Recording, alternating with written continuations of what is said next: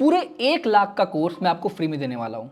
एक पार्ट उसका ऑलरेडी आ चुका है क्रिप्टो ट्रेडिंग से रिलेटेड, दूसरा पार्ट ये है, मैंने बहुत पहले ही प्रॉमिस किया था आप लोगों से कि अगर आप उस पार्ट पे अपना रिस्पॉन्स अच्छा दिखाते हो तो I will definitely make this part जिसमें हम आपको टेक्निकल एनालिसिस बताएंगे specially for crypto trading. Now this video is going to be long, यहाँ पे हम पूरा डिटेल में सब कुछ डिस्कस करने वाले हैं, तो अगर आपके पास अभी टाइम नहीं है तो वीडियो को सेव कर लो और बाद में बैठ के ध्यान से देखना। एक बार में समझ में आए, 2 बार देखना, 2 बार में 3 बार देखना, लेकिन अगर आपने इस वीडियो को अच्छे से समझ लिया तो क्रिप्टो ट्रेडिंग में आपको किसी कोर्स की जरूरत नहीं पड़ेगी and you can easily trade without any help from anyone. Now let's discuss कि इस वीडियो के कंटेंट क्या क्या होंगे। तो पहले अगर हम डिस्कशन करें तो सपोर्ट रेजिस्टेंस में बताऊंगा इसमें कि स्पेशली आप बिटकॉइन में या फिर इथेरियम में सपोर्ट रेजिस्टेंस कैसे ड्रॉ कर सकते हो, बिकॉज इथेरियम बिटकॉइन की जो एक्यूरेसी है प्राइस एक्शन की वो एक्चुअली इंडियन स्टॉक मार्केट से ज़्यादा है। तो यहाँ पे आप कुछ चीज़ें ऐसी कर सकते हो जो शायद इंडियन मार्केट में आपको काम ना करे बट यहाँ पे बहुत बेटर काम करेगी। Second topic is trend line, उसके बारे में समझेंगे हम। Then demand and supply zone कैसे बनाते हैं, क्या होते हैं, उनके बारे में हम डिटेल में डिस्कशन करेंगे। अर्ली एंट्री सेटअप, ये एक ऐसा सेटअप है मेरा जिसमें मैं मार्केट रिवर्सल होने से पहले एंट्री करता हूँ, बिकॉज उस केस में आपका रिस्क कम रहता है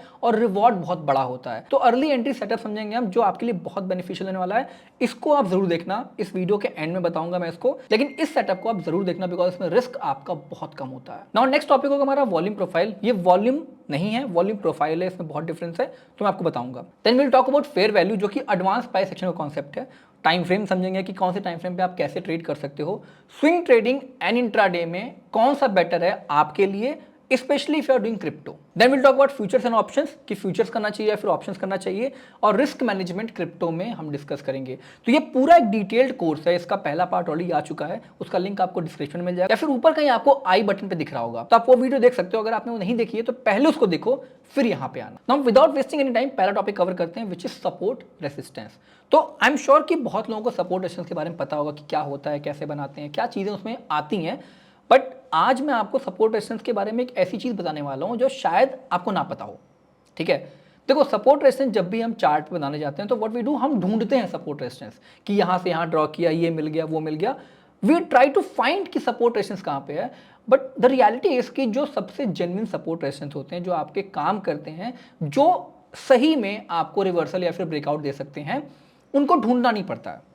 आपको चार्ट देखते ही सपोर्ट रेजिस्टेंस क्लियरली विजिबल हो जाते हैं। सपोर्ट रेजिस्टेंस हो या फिर ट्रेंड लाइन हो, इन तीनों की बात अगर हम करें तो चार्ट खोलते ही वो इजीली विजिबल होते हैं। इनमें आपको देखना कुछ नहीं पड़ता है, ढूंढना कुछ नहीं पड़ता है। तो वही मैं आपको समझाने की कोशिश करूंगा। और सपोर्ट रेजिस्टेंस जिनको बिल्कुल भी नहीं पता उनके लिए बता देता हूं कि support resistance is a kind of floor and ceiling. ठीक है, फ्लोर आपका जो होता है बॉटम वाला, उसको हम सपोर्ट बोलते हैं, और जो सीलिंग होता है उसको रेजिस्टेंस बोलते हैं। अब होता ये कि इस फ्लोर और सीलिंग के बीच में अगर आप एक क्रेजी बॉल आती थी पहले, ठीक है, जो बहुत तेज उछलती थी, इसका मतलब एक बार आपने उछाल दिया तो 15-20 बार उछलती रहती थी, वो वाली अगर बॉल देखी होगी आपने, तो अगर आप फ्लोर और सीलिंग के बीच में क्रेजी बॉल को उछालते हो तो क्या होता है, नीचे जब फ्लोर पे लगती है तो वो ऊपर जाता है, ऊपर जब सीलिंग पे लगती है तो नीचे आता है। तो सपोर्ट रेजिस्टेंस भी कुछ ऐसे ही काम करता है फॉर प्राइस। तो सपोर्ट पे अगर प्राइस आता है तो वो ऊपर जाएगा और रेजिस्टेंस पे अगर प्राइस आएगा तो वो नीचे जाएगा। ठीक है, एक ऐसा वक्त आता है सपोर्ट रेजिस्टेंस के केस में कि वो जो क्रेजी बॉल है उसकी स्ट्रेंथ इतनी ज़्यादा हो जाती है कि वो या तो फ्लोर को ब्रेक कर देता है या फिर वो सीलिंग को ब्रेक कर देता है। ठीक है, तो इन दोनों में से किसी एक को ब्रेक करता है, उसको हम ब्रेकआउट बोलते हैं। जब तक वो ब्रेक नहीं करता है तब तक हम उसको रिवर्सल बोलते हैं, जब वो ब्रेक कर देता है हम उसको ब्रेकआउट बोलते हैं। Right, now let's understand on chart. तो ये चार्ट आपके सामने है, बिटकॉइन का ही चार्ट है। Let me make this first, हम बड़े टाइम फ्रेम पे देखते हैं। ठीक है, बड़े टाइम फ्रेम पे देखते हैं। इफ यू कैन सी, यहाँ पे मैंने बड़े टाइम फ्रेम पे एक आपके लिए ट्रेंड लाइन बना रखी है। देखो आपके लिए बड़े टाइम फ्रेम पे एक ट्रेंड लाइन बना रखी है, तो इसको मैं हटा देता हूँ। चलो, अब अगर आप इस चार्ट को देखते हो, ठीक है, अगर ये ट्रेंड लाइन नहीं भी होती, लेट्स से अगर ये ट्रेंड लाइन नहीं भी है, इस चार्ट को देखते हुए मुझे कई चीज़ें बिल्कुल क्लियरली विजिबल हैं, जो मतलब दोबारा देखना नहीं पड़ेगा। एक बार देखा मैंने उतने में विजिबल हो जाती हैं। लेट्स सी क्या क्या है। फर्स्ट एंड फॉरमोस्ट हमारे पास रेसिस्टेंस है। ठीक है, अगर मैं रेसिस्टेंस ड्रॉ करूं तो ये हमारे पास यहाँ पे एक रेसिस्टेंस है जो आपको दिख रहा है कि एक नज़र में दिख गया कि इस पॉइंट से स्टॉक ने, क्रिप्टो ने स्पेशली, सॉरी बिटकॉइन ने स्पेशली 1 2 3 4 5 बार रिवर्सल लिया है। ठीक है, तो ये बिना कुछ किए, बिना कुछ समझे, बिना कुछ देखे आपको एक नज़र में समझ में आ गया कि भाई ये रेसिस्टेंस तो है। ठीक है, दूसरा देखते हैं, एक बार और देखा जाए तो यहाँ पे मुझे समझ में आ रहा है इस पॉइंट पे भी 1 2 3 बार रिवर्सल हो चुके हैं, मतलब ये भी एक रेसिस्टेंस है। ठीक है, ये क्लियरली विजिबल मुझे हो रहा है। अगर आप और भी चार्ट देखना शुरू करोगे तो आपको इसके अलावा भी कई चीज़ें दिखेंगी। जैसे मैं आपको बताता हूँ, यहाँ पे रेसिस्टेंस से पहले आपको ट्रेंड लाइन दिखना, ठीक। तो जैसे मान लो अगर मैं ट्रेंड लाइन बनाता हूँ तो ये ट्रेंड लाइन कहीं ना कहीं ऐसा कुछ दिखेगा, देखो, ठीक। अब जो मैंने पहले रेसिस्टेंस बनाया था उसमें आपका 5 बार रिवर्सल हुआ था वहाँ से। अब यहाँ देखो 1 2 3 4 5 6 7 8 8 बार रिवर्सल हुआ है, मतलब ये क्लियरली विजिबल है कि भाई ये ट्रेंड लाइन है, ठीक है, ये ट्रेंड लाइन है, रेसिस्टेंस नहीं। बेसिकली ट्रेंड लाइन में रेसिस्टेंस ही होता है। तो जब आप किसी को सपोर्ट रेजिस्टेंस नाम देते हो तो वो हॉरिजॉन्टल लाइन में होता है, मतलब कि मार्केट एक रेंज बाउंड मूवमेंट में है। लेकिन अगर मार्केट रेंज बाउंड मूवमेंट के साथ एक डायरेक्शन पकड़ लेती है तो हम उसको ट्रेंड लाइन बोलना शुरू कर देते हैं, ठीक है। जैसे यहाँ पे ये ट्रेंड लाइन हो गया, ये भी रेसिस्टेंस है, बट क्योंकि ये एक डायरेक्शन की तरफ जा रहा है हम इसको ट्रेंड लाइन बोल देते हैं, ठीक है। तो यहाँ पे क्लियरली विजिबल है मुझे कि भाई ये ट्रेंड लाइन है या फिर जो भी है आपका एक नज़र में दिख गया। वैसे ही अगर नीचे बना के देखा जाए तो नीचे भी आपको दिखेगा कि भाई एक नज़र में दिख रहा है कि ये जो ट्रेंड लाइन है काफ़ी सही जा रही है। और यहाँ पे आप देखो पहले 3 बार ही हो रहा था, अब यहाँ पे 6-7 बार रिवर्सल हो रहा है उसी पॉइंट से। तो सपोर्ट रेजिस्टेंस की बहुत खास बात ये है कि आपको उन्हें दोबारा नहीं दिखना पड़ता है। अगर आपको एक नज़र में सपोर्ट रेजिस्टेंस दिख गया दैट मीन सपोर्ट रेजिस्टेंस है, नहीं दिखा तो नहीं है, ठीक। तो अब आज के बाद ढूंढने की कोशिश मत करना, जितना आप कॉम्प्लिकेट करोगे उतना ही प्रॉब्लम में फंसोगे। ढूंढना नहीं है बिल्कुल भी, right. All you have to do इसकी भाई जहां सपोर्ट रेजिस्टेंस दिख रहा है एक नजर में दिख गया बना दो and that would be your support resistance. तो अभी हम बड़े टाइम फ्रेम पे कर रहे थे, let's move on to the shorter time frame. Okay, हम आते हैं मान लो 4 आवर के टाइम फ्रेम पे आते हैं। इसको मैं हटा देता हूं, ये डिस्टर्ब करेगा, ठीक है। 4 आवर के टाइम फ्रेम पे आए, हमने थोड़ा सा चार्ट स्क्वीज किया, ठीक, और देखने की कोशिश करते हैं कि हमें 4 आवर के टाइम फ्रेम पे कुछ मिलता है कि नहीं मिलता है। ओके, 4 आवर के टाइम फ्रेम पे मुझे दिख रहा है कि ये पॉइंट है आपका जहां पे स्टॉक रिवर्सल ले रहा है, ठीक, यहां से रिवर्सल ले रहा है, तो मैंने इसको ड्रॉ कर दिया, दिस इज आवर सपोर्ट, ठीक है। अगर हम ऊपर देखें, ऊपर मुझे सपोर्ट तो नहीं दिख रहा बट मुझे ऊपर एक ट्रेंड लाइन बनती हुई दिख रही है, राइट। ऊपर मुझे सपोर्ट तो नहीं दिख रहा बट यहाँ पे एक ट्रेंड लाइन बनती हुई दिख रही है, इफ यू कैन सी, ये रही मेरी ट्रेंड लाइन, ठीक है। तो एक नज़र में दिखना चाहिए, एक नज़र में दिख गया तो वो ट्रेंड लाइन सपोर्ट रेजिस्टेंस है, नहीं दिखा तो वो नहीं है, ठीक है। अगर यहाँ पे आप देखोगे तो मुझे यहाँ पे दिख रहा है कि एक सपोर्ट था यहाँ पे पहले, सॉरी एक रेजिस्टेंस था जो मार्केट ने ब्रेक किया। यहाँ पे पहले रेजिस्टेंस था, उसको ब्रेक किया, फिर इसमें नीचे आ गया, फिर इसको रेजिस्टेंस मानने लगा, अभी रेजिस्टेंस मान रहा है, और जब इसको ब्रेक करके ऊपर निकल गया तो अब इसको सपोर्ट की तरह ट्रीट कर रहा है, which is a nature of support resistance, ठीक है। तो सपोर्ट ब्रेक होते रेजिस्टेंस बन जाता है, रेजिस्टेंस ब्रेक होते ही सपोर्ट बन जाता है। तो यहाँ पे आप देखो जब इसने इस रेजिस्टेंस को ब्रेक किया तो वापस यहाँ पे आके सपोर्ट बन गया, ओके। तो ये तरीका है सपोर्ट रेजिस्टेंस फाइंड आउट करने का। प्लीज कॉम्प्लिकेट मत करना, अगर आप कॉम्प्लिकेट करोगे सपोर्ट रेजिस्टेंस को तो it's going to be very tough for you, क्योंकि अगर आपने ढूंढना शुरू कर दिया सपोर्ट रेजिस्टेंस तो आपको हर एक पॉइंट पे सपोर्ट रेजिस्टेंस दिखने लगेगा। एक नज़र में सपोर्ट रेजिस्टेंस दिखने का मतलब है कि वहां पे वो सपोर्ट रेजिस्टेंस है, जेन्युइन है, आपको ढूंढना नहीं पड़ रहा है, ठीक है। तो यही पॉइंट नोट कर लो और ये बहुत इंपॉर्टेंट है आपके लिए। नाउ इसी सपोर्ट रेजिस्टेंस वाले टॉपिक में मैंने जो अपना दूसरा टॉपिक था ट्रेंड लाइन वो भी कवर कर दिया, क्योंकि trend line is nothing but support resistance in trending market, ठीक है। अगर मार्केट अप ट्रेंड है या फिर डाउन ट्रेंड है वहां पे सपोर्ट रेजिस्टेंस अगर आपको मिलता है तो वो ट्रेंड लाइन ही बोला जाता है, okay. It's nothing just support and resistance in trending market. ना अपना अगला टॉपिक है डिमांड एंड सप्लाई, ठीक है। डिमांड एंड सप्लाई जोन की अगर हम बात करें तो ये बहुत इंटरेस्टिंग टॉपिक है। बेसिकली देखो, जब भी डिमांड और सप्लाई होती है तो आप ये पहले समझो कि कॉन्सेप्ट क्या होता है। जहां पे डिमांड ज़्यादा, जहां पे भी डिमांड ज़्यादा होगी बेसिकली वहां से प्राइस ऊपर जाएगा, ठीक है, प्राइस इंक्रीज होगा। अगर डिमांड ज़्यादा तो प्राइस ऊपर जाएगा, राइट। अगर सप्लाई ज़्यादा है, ठीक है, अगर सप्लाई ज़्यादा है तो वहां से प्राइस नीचे जाएगा। तो बेसिकली अगर आपको डिमांड जोन मिल गया दैट मीन्स कि डिमांड जोन में आते ही प्राइस ऊपर की तरफ जाएगा, और अगर सप्लाई जोन आपने आइडेंटिफाई कर लिया तो सप्लाई जोन में आते ही प्राइस नीचे की तरफ जाएगा। अब क्योंकि यहां पे हमने समझा कि डिमांड एंड सप्लाई जोन में एक क्विक मूवमेंट आती है, एक इमीडिएट मूवमेंट आती है, तो इस वजह से हम समझ सकते हैं कि इनके आसपास आपको जब भी मौका मिलेगा एक बड़ा ट्रेड पा सकते हो आप। अगर आपने डिमांड सप्लाई आइडेंटिफाई कर लिया, इनके आसपास जब भी ट्रेड आएगा, जब भी स्टॉक आएगा, you can get a big trade, right. तो समझने की कोशिश करते हैं कि डिमांड सप्लाई बनता कैसे है, ठीक। कभी भी आपको ऐसी विक अगर दिखे, कभी भी आपको अगर ऐसी विक दिखे, this is a sign of demand और सप्लाई जोन, ठीक। एज फार एज आपको ये विक दिख रही है, जैसे यहां पे आप ये विक देख रहे हो, this is a demand zone. अरे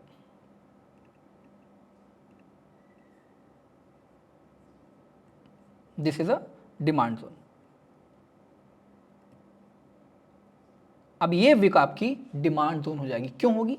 प्लेन एंड सिंपल। देखो मार्केट यहाँ पे था पहले, ठीक है, यहाँ पे आया ऊपर से नीचे, ठीक, ऊपर से नीचे आया, यहाँ पे इसने रेजिस्टेंस लिया, सॉरी यहाँ पे सपोर्ट लिया और ऊपर गया वापस, ठीक, एक बार फिर यहाँ पे कोशिश की, फिर वापस गया, नीचे आया, जब इस पॉइंट के नीचे वापस गया है, इस पॉइंट के नीचे वापस गया, तो व्हाट यू कैन सी हुआ यहाँ पे कि पहले सेलर मार्केट को नीचे लेके गए, सेलर मार्केट को नीचे लेके गए, बट अचानक से यहाँ पे एक डिमांड क्रिएट हुई, इस पॉइंट पे एक डिमांड क्रिएट हुई और मार्केट को फिर बायर्स ऊपर लेके गए, ठीक है।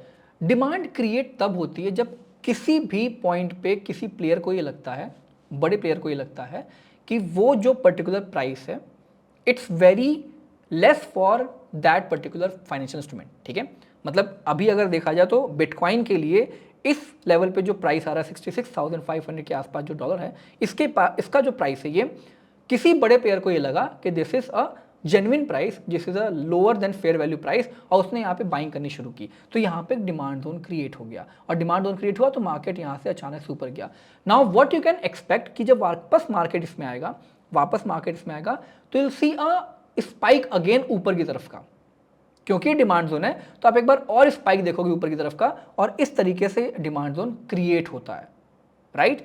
अब यहाँ पे एक आइडिया डिमांड जोन का, ऐसे बहुत तरीके होंगे जिससे आप आइडेंटिफाई कर सकते हो। Let me show you the chart first, ठीक है। अब अलग अलग जगह हम देखते हैं कि चार्ट पे कहाँ कहाँ डिमांड जोन बन रहा है। तो जहाँ पे भी विक है हम वहाँ पे जाने की कोशिश करते हैं, जहाँ पे भी बड़ी विक बनी हुई है वहाँ पे हम जाने की कोशिश करते हैं। देखो आप देखोगे यहाँ पहले यहाँ पे एक विक बनी, ठीक है, देखो इसके पहले यहाँ पे एक विक बनी, ये डिमांड जोन बना, सॉरी सप्लाई जोन बना, मार्केट ऊपर से नीचे आया तो ये सप्लाई जोन बन गया।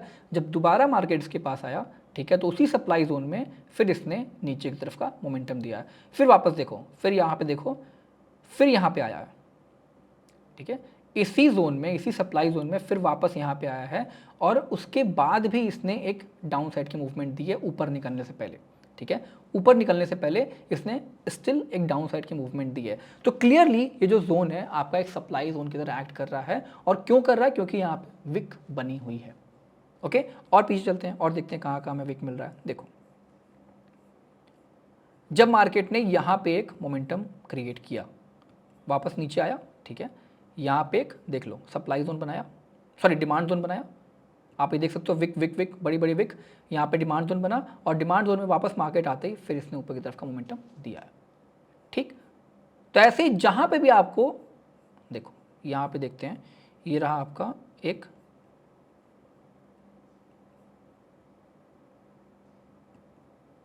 ठीक है। अब आगे जहाँ पे भी इसमें मोमेंटम आया होगा, इस पॉइंट पे देखा जाए कि नहीं आया स्टॉक अभी तक इस पॉइंट पे, ठीक है, तो इस पॉइंट पे अभी तक आया नहीं, इस पॉइंट पे जब आएगा तो will again see a spike ऊपर के साइड का।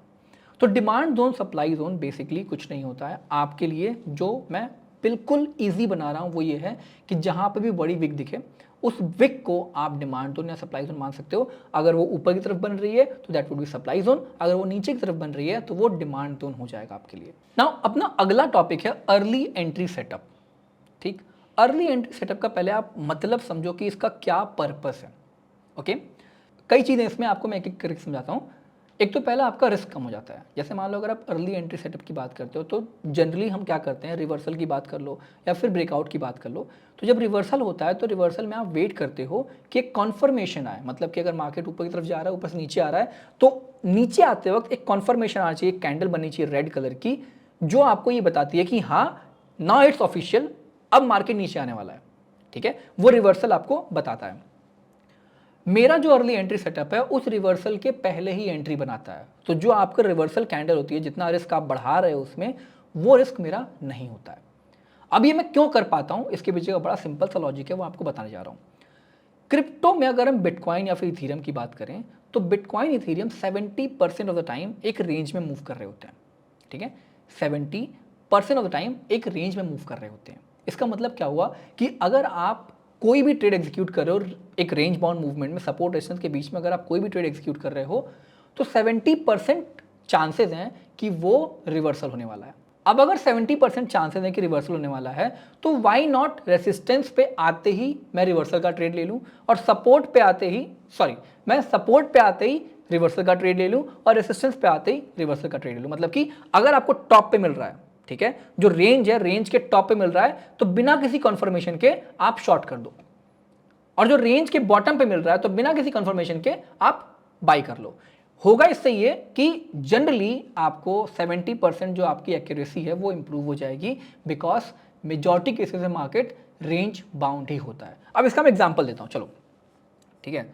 जैसे मान लो मैं इस वाले चार्ट पे हूं, ठीक, पहले अगर आप देख रहे हो ध्यान से तो इस वाले चार्ट पे हुआ ये कि आपका ये एक डिमांड जोन बना, ठीक है, ये एक डिमांड जोन बना, तो पहले ही डिमांड जोन बन गया था। जैसे मान लो मार्केट नीचे आया, ऊपर से नीचे आया, ऊपर से नीचे आया, यहाँ पे आया और ये डिमांड जोन क्रिएट किया यहाँ पे। उसके बाद जब प्राइस यहाँ पे आई, ठीक है, तो जब दोबारा ये प्राइस यहाँ पे आया तो मैं क्या करूँगा, अर्ली एंट्री सेटअप में इस पॉइंट पे, ठीक है, इस पॉइंट पे इसके बीच में मैं बाई कर लूँगा, इसके बीच में मैं बाई कर लूँगा। क्यों? क्योंकि यहाँ से ऊपर जाने के इसके चांसेस ज़्यादा हैं ना। बाई करने के बाद देखो हमारा हुआ क्या,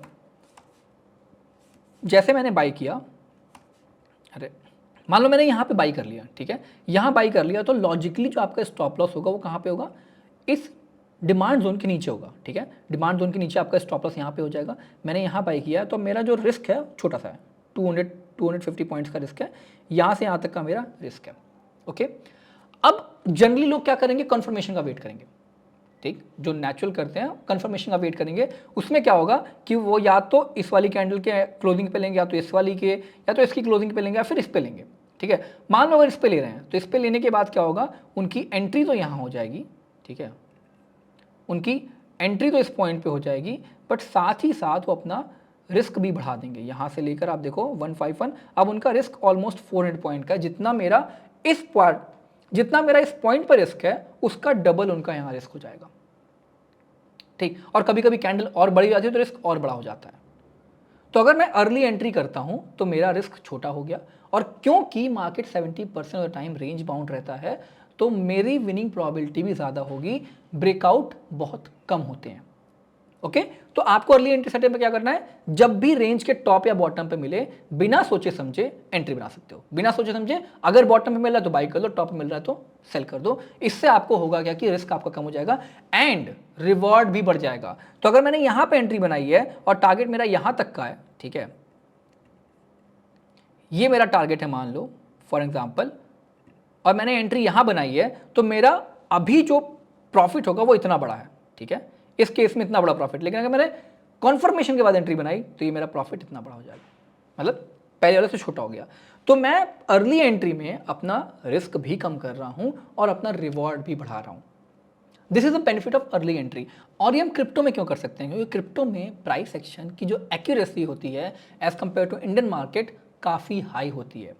तो जब भी आप support, resistance, trend line draw करोगे तो क्रिप्टो और बिटकॉइन जो होते हैं स्पेशली बहुत अच्छे से फॉलो करते हैं। ये मेरे पिछले ऑलमोस्ट 8-9 महीने से मैं ट्रेड कर रहा हूँ क्रिप्टो में, उसका एक्सपीरियंस है, ठीक है। डेली बेसिस हम लाइव भी करते हैं रात में, अगर आप नहीं ज्वाइन करते हो तो आप ज्वाइन कर सकते हो।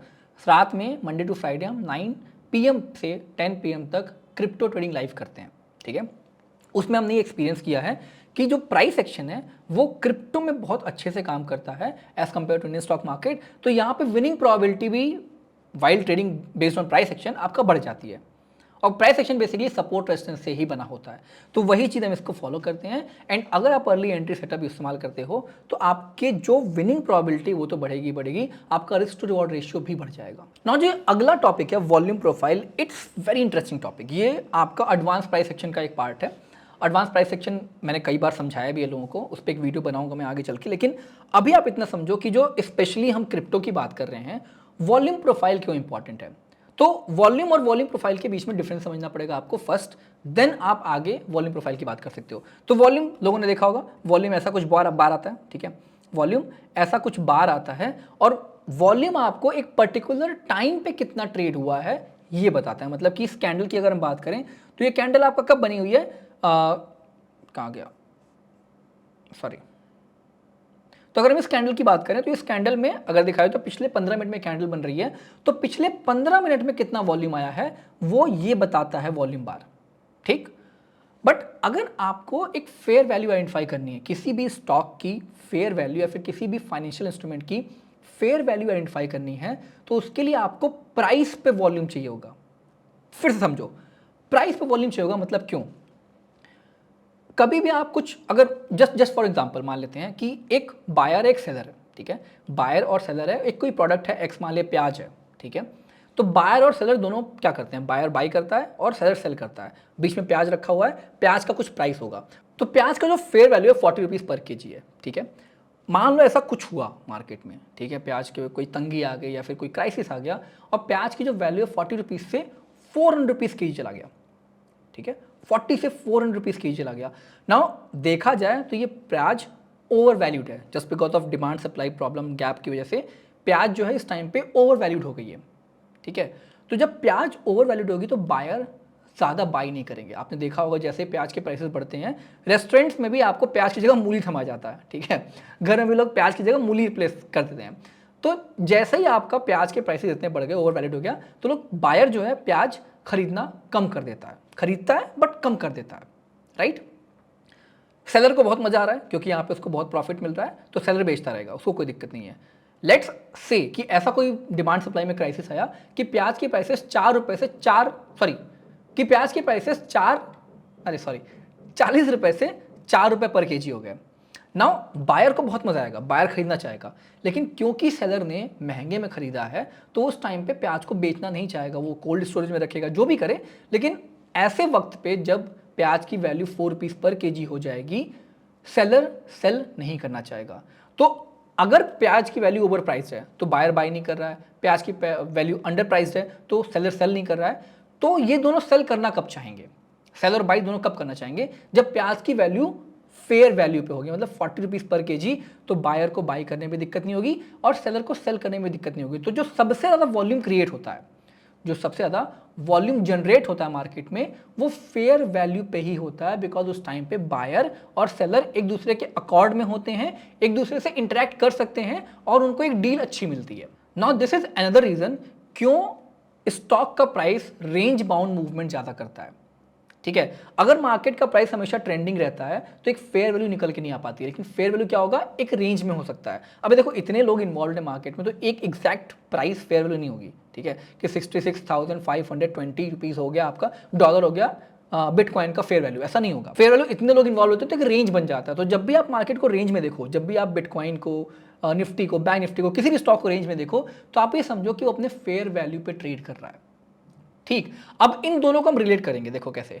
अगर फेयर वैल्यू है, ठीक है, अगर फेयर वैल्यू है तो वॉल्यूम उस प्राइस पे ज्यादा होना चाहिए।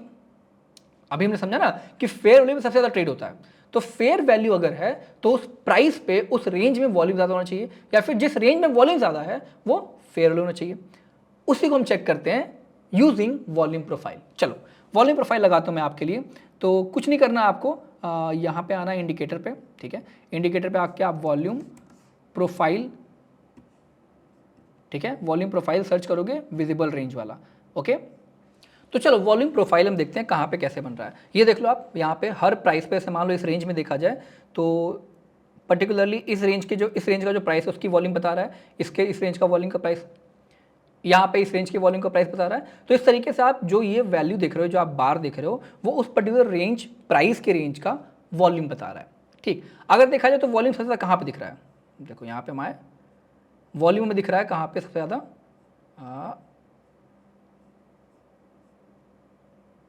इस रेंज में, ठीक है, इस रेंज में वॉल्यूम ज़्यादा है, फिर इस रेंज में वॉल्यूम ज़्यादा है।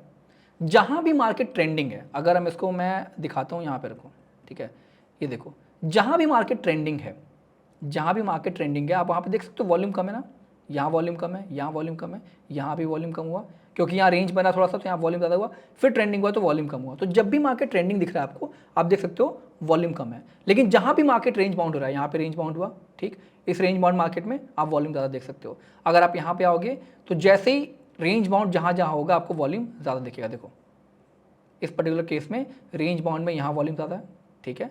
उसके बाद आगे आओगे आप, जैसे जैसे आगे आओगे, जहाँ जहाँ आपका रेंज बाउंड होगा, ये देखो ये रेंज बाउंड मूवमेंट थी, यहाँ पे वॉल्यूम ज़्यादा था, ये रेंज बाउंड मूवमेंट थी, यहाँ वॉल्यूम ज़्यादा था, और जहाँ मार्केट ने एक ट्रेंड दिखाया वहाँ पे वॉल्यूम कम। तो वॉल्यूम प्रोफाइल से आप ये आइडेंटिफाई कर सकते हो कहाँ पे फेयर वैल्यू है किसी भी पर्टिकुलर स्टॉक की। तो अगर हम अभी की फेयर वैल्यू फाइंड आउट करने की कोशिश करें तो एज ऑफ नाउ अगर आप ध्यान दोगे तो फेयर वैल्यू इस रेंज में आ रही है, ठीक है, सबसे ज़्यादा फेयर वैल्यू है इस रेंज में आ रही है। वो कौन सा रेंज है? अराउंड 60,000 से लेकर 58,000 तक का, ठीक है। 60,000 से लेकर 58,000 तक का जो रेंज है वो फेयर वैल्यू इस टाइम पे दिखा रहा है, पर्टिकुलरली इस बिटकॉइन की। अगर हम ऊपर आते हैं तो करंट प्राइस कहाँ पे चल रहा है? करंट प्राइस यहाँ पे चल रहा है, ये फेयर वैल्यू के पास ट्रेड कर रहा है। तो जब भी फेयर वैल्यू के पास ट्रेड कर रहा होगा तो आपको मार्केट रेंज में ही दिखेगा। देखो अभी भी यहाँ पे रेंज में ही ट्रेड कर रहा है, ठीक है। आप देखो यहाँ पे रेंज में मूव कर रहा है तो फेयर वैल्यू के पास है। तो अल्टीमेटली अगर देखा जाए तो मार्केट अगर वापस मूव करके यहाँ पे आता है, फेयर वैल्यू के पास यहाँ पे आता है, तो फिर यहाँ से ऊपर जाने के चांसेस हैं। लेकिन ये ध्यान देना, फेयर वैल्यू हमेशा प्राइस को अट्रैक्ट करती है, ठीक है। अभी जब फेयर वैल्यू हम समझेंगे और तो आपको अच्छे समझ में आ जाएगा क्या करना है क्या नहीं करना है। ये आपका वॉल्यूम प्रोफाइल हो गया। चलो वॉल्यूम प्रोफाइल समझ लिया हमने, अब इसको हटाते हैं। उसके बाद हम पहले देखते हैं फेयर वैल्यू क्या होती है। तो जैसा मैंने आपको पहले ही बताया कि fair value is nothing but a range bound movement, जहाँ पे आपको मार्केट कई बार मूव कर रहा होगा। तो अगर देखा जाए फेयर वैल्यू की बात हम बनाएं, फेयर वैल्यू अगर हम ढूंढें तो देखो यहाँ पे मार्केट एक रेंज में मूव कर रहा है, ठीक है। इसको हम फेयर वैल्यू मान सकते हैं। अभी हम वन डे के चार्ट पे हैं, ठीक है। मार्केट यहाँ पे एक रेंज में मूव कर रहा है तो उसको हम फेयर वैल्यू मान सकते हैं, है ना, राइट। अरे घूम जाओ। उसके बाद देखो कहाँ पे घूम रहा है, यहाँ मार्केट रेंज में घूमा था, यहाँ पे मार्केट रेंज में मूव किया था, तो इसको फेयर वैल्यू मान सकते हैं। ये फेयर वैल्यू था उस टाइम पे। अभी करंटली अगर देखा जाए तो कहाँ पे चल रहा है मार्केट रेंज में, ये रहा। करंटली अगर देखा जाए तो इस बीच में मार्केट ने एक रेंज बाउंड मूवमेंट की थी, तो आपका ये फेयर वैल्यू हो गया, ठीक है। और पीछे जाते हैं, कहाँ कहाँ फेयर वैल्यू है, यहाँ देखो ये एक रेंज बाउंड मूवमेंट थी मार्केट में, इसको हम और अच्छे से बना सकते हैं। ये देखो एक रेंज बाउंड मूवमेंट थी, तो ये फेयर वैल्यू हो गया।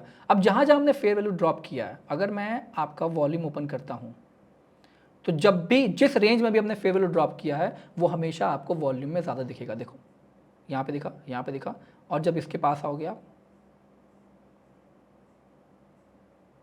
देखो जहाँ जहाँ हमने फेयर वैल्यू ड्रॉप किया है आपको रेंज यहाँ पे भी ज़्यादा दिख रहा है, यहाँ पे भी ज़्यादा दिख रहा है। और जहाँ अब देखो ये था, ठीक है, ये देखो यहाँ पे भी आपका रेंज बाउंड मूवमेंट थी। अब जब चार्ट यहाँ पे आएगा तो आपको वॉल्यूम यहाँ पे भी ज़्यादा दिखेगा।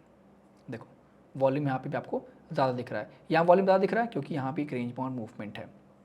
ओके, तो फेयर वैल्यू का कॉन्सेप्ट यही है। देखो घूम फिर के मार्केट फेयर वैल्यू में ही रहता है, इतना ध्यान दो। इसका इस्तेमाल आप कैसे कर सकते हो कि जब भी आपको कोई भी स्टॉक का प्राइस, कोई भी पर्टिकुलरली स्टॉक का प्राइस या फिर क्रिप्टो हो गया, फेयर वैल्यू से दूर जाता दिखे।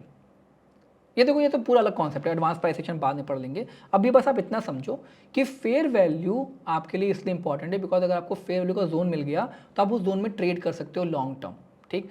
फेयर वैल्यू जल्दी कोई भी स्टॉक या फिर क्रिप्टो छोड़ के नहीं जाता है। तो अगर आपको रेंज जो मिल रहा है वो फेयर वैल्यू है, वॉल्यूम प्रोफाइल से आपने आइडेंटिफाई कर लिया, वो फेयर वैल्यू निकल के आ रहा है, तो आप उस रेंज में लॉन्ग टर्म तक ट्रेड कर सकते हो। जैसा कि हमने अभी अगर आप ध्यान दोगे तो इस वाले में ट्रेड किया था। जिसको भी पता होगा, जिसको भी हम जो भी हमारे साथ लाइव जुड़ता है, ये जो हमने एक रेंज बनाया हुआ था ऊपर से नीचे तक का, ठीक है, यहाँ से यहाँ तक का जो रेंज बनाया था हमने ट्रेड किया काफ़ी। तो जिन लोगों ने देखा होगा, नहीं देखा तो आप लाइव जाके वहाँ पुराना देख सकते हो, ठीक है। तो इस रेंज में हमने कई दिनों तक ट्रेड किया और ये रेंज चलता भी रहा। तो रेंज बाउंड जो रेंज आपका होता है फेयर वैल्यू का, उसको स्टॉक का प्राइस या फिर क्रिप्टो का प्राइस जल्दी छोड़ के नहीं जाता है, उसमें मूव करता रहता है। तो आप टॉप पे सेल कर सकते हो, बॉटम पे बाई कर सकते हो। Now the next topic is time frame, ठीक है। ये काफ़ी कंफ्यूजिंग टॉपिक है और अगर आप नए हो, बिगिनर हो, तो आपको टाइम फ्रेम समझने में थोड़ा टाइम लग सकता है, राइट। लेकिन मैं आपको यहाँ पे बहुत इजीली समझाने जा रहा हूँ जिससे आपको कोई डाउट नहीं रह जाएगा। इसके बाद एक बार आपने ये समझ लिया तो फिर आप आराम से काम कर सकते हो, ठीक है। Time frame basically one day, ठीक है, 4 आवर्स और 15 मिनट, ये 3 टाइम फ्रेम है जो क्रिप्टो में स्पेशली आपके लिए बहुत इंपॉर्टेंट है, ठीक है। हम इंडियन स्टॉक मार्केट की बात नहीं कर रहे हैं, हम क्रिप्टो की बात कर रहे हैं। वन डे, 4 आवर्स और 15 मिनट, ये 3 टाइम फ्रेम आपके लिए बहुत इंपॉर्टेंट है। वन डे का टाइम फ्रेम आपको ये आइडेंटिफाई करने में मदद करता है कि मार्केट का ट्रेंड क्या है, मार्केट अप ट्रेंड में है, डाउन ट्रेंड में, किस ट्रेंड में जा रहा है मार्केट, ये आपका जो मदद करेगा वो वन डे का टाइम फ्रेम करेगा। ओके, 4 आवर का टाइम फ्रेम आपको एक आइडिया देता है कि करेंटली क्या होने वाला है मार्केट में। जैसे वन डे के टाइम फ्रेम में आपको एक बड़ी पिक्चर मिल जाती है, तो आने वाले दिनों में भी क्या होगा। जैसे मान लिया कि अगर आप वन डे के टाइम फ्रेम पे मार्केट ट्रेंडिंग है, अप ट्रेंड में है, तो आगे 3-4 दिन भी वो ट्रेंड में ही रहेगा, अप ट्रेंड में ही रहेगा, ठीक है। रिवर्सल होने के चांसेस उसके कम होंगे, ओके। लेकिन 4 आवर का टाइम फ्रेम आपको इमीडिएट बताता है कि इस टाइम पे क्या हो सकता है, करेंटली क्या हो सकता है, मतलब आगे 4-5 घंटे में क्या हो सकता है, आगे एक दिन में क्या हो सकता है, ठीक। और 15 मिनट का टाइम फ्रेम आप यूज करते हो to make your positions. 1 day पे ये पोजिशन नहीं बनाते हैं हम, 4 आवर पे ये पोजिशन नहीं बनाते हम, 15 मिनट के टाइम फ्रेम पे पोजिशन बनाते हैं, बिकॉज वहां पे आपको एक छोटी पिक्चर दिखती है और करेंटली क्या चल रहा है मार्केट में वो आप आइडेंटिफाई कर पाते हो। जस्ट फॉर एग्जाम्पल, अगर यहाँ पे देखा जाए तो इस पर्टिकुलर केस में मैं ये कह सकता हूँ कि मार्केट आपका रेंज बाउंड था, मार्केट अभी टॉप वाले पे पहुँच गया है, ठीक है, यहाँ पे पहुँच चुका है, बॉटम में पहुँच चुका है। तो जब मार्केट रेंज में होता है तो हम यहाँ पे ट्रेंड आइडेंटिफाई करना बहुत ईजी हो जाता है आपके लिए, ठीक है। जैसे यहाँ पे है अभी, तो एज यू कैन सी ये एक सपोर्ट, ये आपका रेसिस्टेंस है, ठीक है। उसके बाद अगर आप देख सकते हो तो यहाँ पे भी आपका एक रेसिस्टेंस बन रहा है जहाँ से रिवर्सल ले रहा है, ठीक। और उसके बाद अगर हम सपोर्ट की बात करें तो नीचे आपका सपोर्ट बन रहा है, ओके, ये आपका सपोर्ट बन रहा है, राइट। तो जब भी कोई स्टॉक या फिर क्रिप्टो एक रेंज बाउंड मूवमेंट करता है, आप उसमें जैसे ही वो टॉप पे पहुंचेगा, जैसे इस टॉप पे पहुंचा तो यहाँ पे आप अज्यूम कर सकते हो कि भी डाउन ट्रेंड में जाएगा, ठीक, क्योंकि यहाँ से रिवर्सल होने के चांसेस ज़्यादा है। हमने पढ़ा है कि 70% of the time market reverse करता है। तो जब भी आपका टॉप पे मिले आप यहाँ पे अज्यूम कर सकते हो कि मार्केट यहाँ से नीचे आएगा, और अगर आपको बॉटम पे मिले तो आप अज्यूम कर सकते हो कि मार्केट यहाँ से ऊपर जाएगा। मतलब कि अगर यहाँ पे है तो उसके बाद अप ट्रेंड शुरू हो जाएगा, अगर यहाँ पे है तो इसका डाउन ट्रेंड शुरू हो जाएगा। तो अभी मैं बोल सकता हूँ कि क्रिप्टो में स्पेशली बिटकॉइन में आपका डाउन ट्रेंड होगा अभी, क्योंकि मार्केट यहाँ से नीचे जाने की तैयारी कर रहा है, ठीक है। तो अब क्रिप्टो भी डाउन ट्रेंड में है। और ये आइडिया आपको क्यों लगा? क्योंकि आपने बड़े टाइम फ्रेम पे देखा, आपने 1 डे के टाइम फ्रेम पे देखा, तो समझ में आ रहा है कि यार मार्केट अब एक डाउन ट्रेंड की तरफ मूवमेंट ले सकता है, ओके। चांसेस हैं शायद ऊपर भी निकल जाए, लेकिन अभी चांसेस यही हैं कि डाउन ट्रेंड जाएगा, राइट। अब आते हैं हम शॉर्टर टाइम फ्रेम पे। तो बड़े टाइम फ्रेम का इस्तेमाल किस लिए कर रहे हैं? टू आइडेंटिफाई डायरेक्शन और साथ में इंपॉर्टेंट लेवल्स को ड्रॉ डाउन करने के लिए। तो ये जो लेवल्स हैं, ये वाले लेवल्स या फिर ये वाले लेवल्स, ये बहुत इंपॉर्टेंट हैं एज कंपेयर टू बीच में जो भी बन रहा है। ये इंपॉर्टेंट इसलिए है बिकॉज ये आपका डेली टाइम फ्रेम पे महीनों से होल्ड करके बैठे हैं, राइट। अब आते हैं 4 आवर के टाइम फ्रेम पे। 4 आवर के टाइम फ्रेम पे आपको समझ में आता है कि यार क्या चल रहा है पिक्चर में, ठीक है। अगर यहाँ पे देखा जाए तो उस टाइम पे समझ में आया था कि इस पर्टिकुलर लेवल से मार्केट नीचे आ रहा है, यहाँ पे उसने एक रिवर्सल का साइन भी दे दिया ऑलरेडी और वो नीचे आना शुरू कर रहा है, राइट। बट उसके बाद भी यहाँ पे आपको एक रुकावट दिखेगी, यहाँ पे एक आपको रिकॉर्ड दिखेगी, या फिर अगर आप देखो तो इस पर्टिकुलर पॉइंट पे जो आपका एक अभी इस टाइम पे एज अ सपोर्ट काम कर रहा है, यहाँ से ऊपर की तरफ रिवर्सल भी कर सकता है ये। तो ये पिक्चर, ये सब चीज़ें जो आपको 4 आवर के टाइम फ्रेम पे समझ में आती हैं, ठीक है। अब अगर आप 4 आवर के टाइम फ्रेम पे एंट्री बनाते हो, लेट्स फॉर एग्जांपल अगर आप 4 आवर के टाइम फ्रेम पे एंट्री बनाते हो तो आपका जो रिस्क होगा वो ज़्यादा होगा और साइमल्टेनियसली रिवॉर्ड भी ज़्यादा होगा। जैसे मान लेते हैं अगर मैं 4 आवर के टाइम फ्रेम पे यहाँ पे एंट्री बनाता हूँ, ये पर्टिकुलर लेवल पे अगर मैं एंट्री बनाता हूँ इस पॉइंट पे, तो यहाँ पे 67,126 पे मेरी एंट्री बनेगी और स्टॉप लॉस मेरा जाएगा 69,850 पे, ठीक है। लेकिन अगर मैं यहाँ पे एंट्री बना रहा हूँ तो I am not looking for 1000 point, फिर मैं देख रहा हूँ कि मार्केट यहाँ से अगर नीचे आता है तो क्या पता यहाँ तक आ सकता है या फिर यहाँ तक भी आ सकता है, ओके। यहाँ तक आ सकता है और यहाँ तक भी आ सकता है, ये भी चांसेस हैं इसके, ओके। तो ये फिर आप बड़े टाइम फ्रेम पे देखते हो। लेकिन अगर आप 4 आवर के टाइम फ्रेम पे एंट्री बना रहे हो तो आपका इंट्राडे नहीं होगा, वो आपका स्विंग ट्रेड होना चाहिए। 4 आवर के टाइम फ्रेम पे आप इंट्राडे नहीं बनाओगे। नाउ इंट्राडे के लिए आपको 15 मिनट के टाइम फ्रेम पे आना पड़ेगा, वो हम यहाँ पे अभी ओपन करते हैं, ठीक है। अब 15 मिनट के टाइम फ्रेम पे मुझे क्या दिख रहा है कि यार देखो ट्रेंड सही है अपना कि नीचे आने वाला है, 4 आवर के टाइम फ्रेम पे जो दिखा आपको सही है, लेकिन एज ऑफ नाउ ये समझ में आ रहा है कि मार्केट एक रेंज में मूव कर रहा है, ठीक है। शॉर्ट टाइम फ्रेम पे इंट्राडे की बात कर रहे हैं, इंट्राडे में मार्केट एक रेंज में मूव कर रहा है। देखो ये देख रहे हो आपका नीचे डिमांड जोन बना हुआ है और ऊपर आपका एक सप्लाई जोन बना हुआ है, राइट। शॉर्ट टाइम फ्रेम पे ये लेकिन है। तो अगर मेरे को इंट्राडे करना है तो मैं ये भूल जाऊंगा कि उसमें मैंने क्या देखा है, मैं यहाँ पे देखूंगा, यहाँ पे मार्केट इस रेंज में मूव कर रहा है, सेम कॉन्सेप्ट, रेंज में मूव कर रहा है, बॉटम पे मिला है तो अप ट्रेंड होगा। अप ट्रेंड कब होगा? 15 मिनट के टाइम फ्रेम पे है तो एक शॉर्ट टाइम फ्रेम के लिए या फिर इंट्राडे के लिए अप ट्रेंड हो जाएगा, ओके। तो यहाँ पे अगर देखोगे आप तो इस पर्टिकुलर पॉइंट पे मैं पोजीशन बना भी सकता हूँ, एक्चुअली मैं बनाता ही हूँ पोजीशन, ठीक है। लेट्स मेक दिस पोजीशन, आपके सामने हम इसको बाई करते हैं, ओके।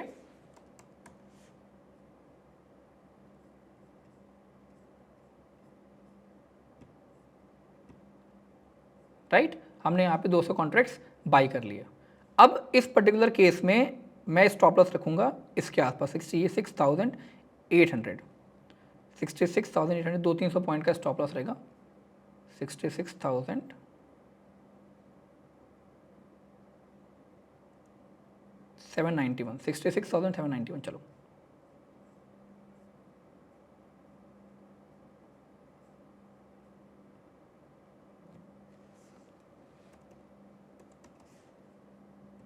ओके, ये मेरा स्टॉप लॉस इसके आसपास हो गया, राइट।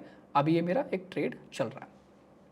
ओके, तो इस तरीके से आप इसमें ट्रेड एग्जीक्यूट कर सकते हो। जब भी आपको बॉटम पे मिले वो देखना पड़ेगा कि यार रिवर्सल हो रहा है कि नहीं हो रहा है और रेंज बाउंड मूवमेंट है कि नहीं है। तो यहाँ पे हमने 15 मिनट का टाइम फ्रेम का इस्तेमाल किया और ये ट्रेड एग्जीक्यूट कर दिया। तो 1 डे का time frame to identify the trend, किधर जाने वाला मार्केट, वो आपको लॉन्ग टर्म में बहुत फायदा देगा। अगर आप 4 आवर का टाइम फ्रेम इस्तेमाल करो टू मेक एंट्री तो स्विंग ट्रेड करोगे, और फॉर इंट्रा डे आप 15 मिनट के टाइम फ्रेम पे एंट्री बनाओगे। This is as simple as that. हमारा नेक्स्ट टॉपिक है कि swing trade versus intraday क्या करना चाहिए। ठीक है, देखो दोनों कर सकते हो यार, मुझे लगता है कि दोनों में पॉसिबिलिटी है आपका पैसा बनाने की। अब अगर स्विंग ट्रेड कर रहे हो तो ये ध्यान देना कि आप 4 आवर के टाइम फ्रेम पे करना, जो हमने डिस्कशन कर लिया पहले, और इंट्राडे कर रहे हो तो आप 15 मिनट के टाइम फ्रेम पे ही एंट्री बनाना। क्योंकि देखा जाए एक तरीके से तो क्रिप्टो में जो आपका डेल्टा एक्सचेंज है इस प्लेटफॉर्म पे एक्चुअली ब्रोकरेज ज़्यादा होता है। ठीक है, as compare to Indian stock market brokerage ज़्यादा है। जब ब्रोकरेज ज़्यादा लगता है तो आप क्या करना चाहते हो कि नंबर ऑफ ट्रेड्स आपके कम होनी चाहिए, जो आपके ट्रेड्स की क्वालिटी है वो बहुत अच्छी होनी चाहिए। ठीक, जब ब्रोकरेज जहाँ ज़्यादा लगता है तो आप ऐसे ही मैनेज कर सकते हो, ट्रेड्स नंबर ऑफ ट्रेड्स आपके कम होनी चाहिए लेकिन उनकी ट्रेड की क्वालिटी अच्छी होनी चाहिए। तो अगर आप स्विंग ट्रेड करते हो and you are getting good trade, तो वहाँ पे आप बड़ा रिस्क लेके बड़े रिवॉर्ड की तरफ फोकस कर सकते हो। ऐसे हमने वहाँ पे डिस्कस किया था कि 2000 पॉइंट के लिए हम 4000 6000 पॉइंट का एक रिवॉर्ड हम एक्सपेक्ट कर सकते हैं जब 4 आवर के टाइम फ्रेम पे एंट्री करेंगे तो। लेकिन अगर आप इंट्राडे कर रहे हो, ठीक है, 15 मिनट के टाइम फ्रेम पे कर रहे हो, तो ये आपको समझना पड़ेगा कि 15 मिनट के टाइम फ्रेम पे इट्स वेरी इंपॉर्टेंट कि आप एक दिन में मैक्सिमम 2 ट्रेड करो। मतलब 24 घंटे के बीच में आप सिर्फ 2 ट्रेड कर सकते हो, अदरवाइज आपका ब्रोकरेज बहुत जाएगा, ओवर ट्रेडिंग बहुत हो जाएगी और सही में आपको लॉस के अलावा और कुछ नहीं मिलेगा। नेक्स्ट टॉपिक हमारा है फ्यूचर्स वर्सेज ऑप्शंस। देखो फ्यूचर्स इंडियन स्टॉक मार्केट में लोग इसलिए नहीं करते हैं बिकॉज वहाँ पे लेवरेज बहुत ज़्यादा लगता है। तो if you have 1 lakh 1.5 lakh rupees तो आप फ्यूचर्स ट्रेड कर सकते हो, राइट। अगर उससे कम है तो आप फ्यूचर्स ट्रेड नहीं कर पाओगे। कम कैपिटल वाले बेसिकली आपका ऑप्शन बाइंग में चले जाते हैं बिकॉज वहाँ पे 5-10 हज़ार में भी हो जाता है। अब तो वो भी नहीं होगा बट हो जाता था, राइट। क्रिप्टो के साथ वो नहीं है, यहाँ पे आपको लेवरेज मिलता है 100x 200x तक का लेवरेज मिलता है, तो आप फ्यूचर्स में इजीली ट्रेड कर सकते हो। यहाँ पे प्रॉब्लम कैपिटल की नहीं आएगी ना। फ्यूचर्स एंड ऑप्शंस में देखो डिफरेंस क्या है। ऑप्शंस जब भी आप ट्रेड करने चाहते हो तो ऑप्शंस में आपको कई ऐसी चीज़ें हैं अपार्ट फ्रॉम प्राइस मूवमेंट जिसका ध्यान देना पड़ता है। जैसे अगर आप ऑप्शन बाइंग कर रहे हो तो ऑप्शन बाइंग में आपको ध्यान देना पड़ता है कि जो मूवमेंट हो, प्राइस की मूवमेंट तो होनी चाहिए। एक तो वो डायरेक्शनल होनी चाहिए, मतलब कि आपका ट्रेंड में होना चाहिए, अप ट्रेंड हो या डाउन ट्रेंड हो। दूसरा एक गिवन टाइम ऑफ पीरियड के बीच में होनी चाहिए कि अगर मान लो अगर कल एक्सपायरी है तो उस एक्सपायरी के पहले ही हो जानी चाहिए, या फिर अगर हम कह लो कि कल एक्सपायरी है तो आपका जितना जल्दी मूवमेंट हो जाएगी आपको उतना ज़्यादा प्रॉफिट होगा बिकॉज वहाँ पे थीटा डी के भी होता है। तो जितना देर आपका स्टॉक रुका हुआ या फिर एक रेंज में मूव कर रहा है एज एन ऑप्शन बायर आपका लॉस होगा थीटा डी की वजह से। स्टिल अगर वो आपके ऑपोजिट नहीं जा रहा है तब भी आपका लॉस होगा। ऑप्शन बाइंग में ये प्रॉब्लम है, ठीक। ऑप्शन सेलिंग की प्रॉब्लम क्या है कि अगर आप ऑप्शन सेलिंग करते हो तो ऑब्वियसली वहाँ पे कैपिटल, तो मान लो अगर आपको लेवरेज मिला तो कैपिटल की बहुत बड़ी दिक्कत नहीं है, बट ऑप्शन सेलिंग में रिस्क बहुत ज़्यादा होता है। अगर आप नेकेड ऑप्शन सेलिंग करते हो तो आपका पूरा पूरा कैपिटल वाइप आउट हो सकता है। ऑप्शन सेलिंग में आपका अप साइड बहुत कम है और डाउन साइड बहुत ज़्यादा है। जैसे मान लिया अगर आप मान लेते हैं ऐसा एक ऑप्शन सेल करते हो इसका प्रीमियम $40 का है, ठीक है, तो $40 का जो प्रीमियम होगा वो आपका मैक्सिमम प्रॉफिट है। एक लॉट में, एक या फिर एक बिटकॉइन में $40 आप मैक्सिमम बना सकते हो। बट उसके अगेंस्ट $40 के अगेंस्ट आप लूज बहुत कर सकते हो क्योंकि वो 40-60 पहुंच जाएगा, $20 का लॉस हो गया। 80 पहुंच गया तो $40 का लॉस हो गया। अगर वो 80 आपका 100 पहुंच गया, 200 पहुंच गया तो आपका लॉस बढ़ता जाएगा। तो ऑप्शन सेलिंग में ये दिक्कत है, ठीक। लेकिन जब हम बात करते हैं फ्यूचर्स की, तो फ्यूचर्स में आपको कुछ नहीं सोचना है। फ्यूचर्स में अगर आपका प्राइस एक्शन क्लियर है तो बेस्ड ऑन प्राइस एक्शन आप फ्यूचर्स ट्रेड कर सकते हो। मार्केट ऊपर जाएगा तो प्रॉफिट होगा, मार्केट नीचे जाएगा तो आपको लॉस होगा, या फिर आप शॉर्ट करोगे तो प्रॉफिट हो जाएगा उसमें।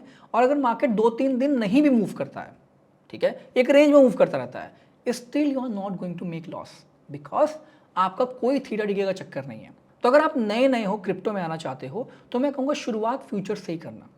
ठीक है। ऑब्वियसली ऑप्शंस में चांसेस है कि आप एक एक्स्ट्रा पैसा बना सकते हो, ज़्यादा पैसा बना सकते हो, बट वो बाद में। तो अगर आप एक बिगिनर हो तो स्टार्टिंग में फ्यूचर से शुरू करो। फ्यूचर से एक बार आपको समझ में आ जाए, देन जो फ्यूचर से प्रॉफिट बनाओगे वो आप ऑप्शंस में डाल के कुछ रिटर्न जनरेट कर सकते हो। अब जैसे ऑप्शन सेलिंग भी होता है, मैं इस पर वीडियो बनाऊंगा पूरा अच्छे से कि ऑप्शन सेलिंग कैसे कर सकते हो, ऑप्शन बाइंग कैसे कर सकते हो, वो आगे आएगा। लेकिन ऑप्शन सेलिंग और ऑप्शन बाइंग में आप प्रीमियम पे प्ले करते हो। आपको spot price is okay, but premium पे आपको स्टॉप लॉस और टारगेट सेट करना पड़ता है। और स्पॉट प्रीमियम हमेशा रैशनल नहीं होते हैं, हमेशा एक साथ नहीं चल रहे होते हैं। लेकिन फ्यूचर्स में ऐसी कोई दिक्कत नहीं है। फ्यूचर्स में जिधर आपका स्पॉट जा रहा है उधर फ्यूचर्स भी जाएगा, तो आपको वहाँ पे कोई प्रॉब्लम है ही नहीं। तो एज अ बिगिनर मैं कहूँगा फ्यूचर्स में ही ट्रेड करना, ऑप्शंस में मत आना। ना ये टॉपिक जो अभी तक हमने कवर किया है, इसमें काफ़ी कुछ मैंने आपको बताने की कोशिश करी है। एक टॉपिक बच रहा है, risk management in crypto trading. Okay, तो रिस्क मैनेजमेंट एक ऐसा टॉपिक है जो मैं चाहता हूँ कि सिर्फ जेन्युइन लोगों को ही मिले। तो अगर आपको रिस्क मैनेजमेंट भी सीखना है तो नीचे टेलीग्राम ग्रुप का लिंक है, आप उस टेलीग्राम ग्रुप में ज्वाइन करो, ठीक है। उसमें मैं स्पेशली एक सेशन लूँगा रिस्क मैनेजमेंट पे, जो आपको वहाँ पे प्रोवाइड किया जाएगा। ओके, तो if you want to learn risk management, actual में आपको ट्रेडिंग सीखनी है, तो आप वहीं पे पाओगे इसको, और टेलीग्राम ग्रुप का लिंक नीचे डिस्क्रिप्शन में। That's it for this video. I hope आपको वीडियो पसंद आया हो। अगर वीडियो पसंद आया तो आपको पता है क्या करना है, लाइक कर दो, सब्सक्राइब कर दो चैनल को, और अपने दोस्तों से शेयर कर दो। Okay, till then bye bye, take care, मिलते हैं अगली वीडियो में।